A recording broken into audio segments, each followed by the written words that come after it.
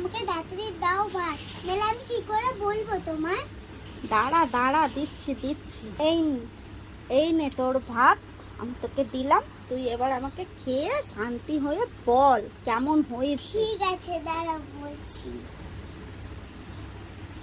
বন্ধুদের বলে দে আমি কি কি রান্না করেছি।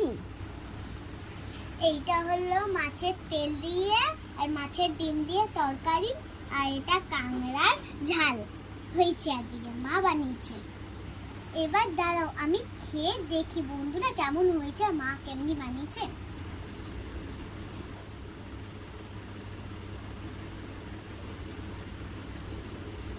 ফাটাফাটি।